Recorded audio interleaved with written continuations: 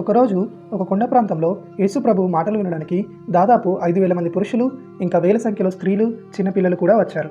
ఉదయం నుండి యేసు చెప్పే మాటలు వింటూ ఆయనను చూస్తూ వాళ్ళు ఆకలి, దాహం కూడా మర్చిపోయారు. కానీ ఇప్పుడు వాళ్ళ కడుపులో ఆకలి మొదలైంది. చిన్నపిల్లలు ఆకలితో ఏడుస్తున్నారు.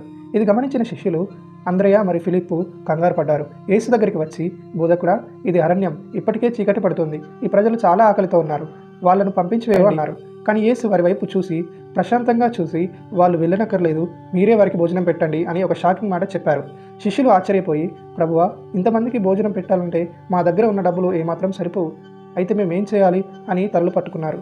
అప్పుడు అంద్రయ జనంలో ఒక చిన్న బాలుడిని యేసు ముందుకు తీసుకొచ్చాడు. ఆ పిల్లాడి చేతిలో ఒక చిన్న మూట ఉంది. అందులో 5 యవ రొట్టెలు మరియు 2 చిన్న చేపలు ఉన్నాయి. ఆ పిల్లాడు తన ఆకలిని పక్కన పెట్టి తన దగ్గర ఉన్నదంతా యేసు చేతిలో పెట్టాడు. అంద్రయ అన్నాడు, ప్రభువా, ఇవి మాత్రమే ఉన్నాయి, కానీ ఇంతమందికి ఇవి ఏ మూలకు వస్తాయి అని అన్నాడు. యేసు నవ్వి వరుసగా కూర్చోమని చెప్పాడు.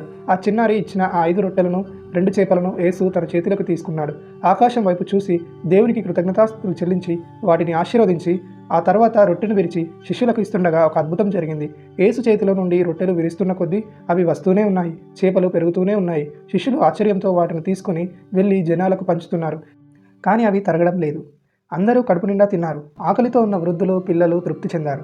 అందరూ తిన్నాక యేసు మిగిలిన ముక్కలను పోగు చేయండి, ఏది వృధా పోకూడదు అని చెప్పాడు. శిష్యులు వెళ్ళి మిగిలిన ముక్కలను ఏరితే 12 గంపల నిండా రొట్టెలు మిగిలాయి. ఒక చిన్న పిల్లాడి టిఫిన్ బాక్సు 1000 మంది ఆకలి తీర్చింది.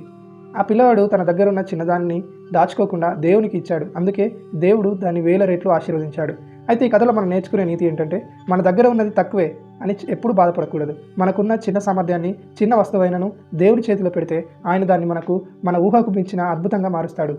ఆమేన్. ఇలాంటి మరిన్ని మంచి కథల కోసం ఇప్పుడే మన ఛానల్ని సబ్స్క్రైబ్ చేసుకోండి.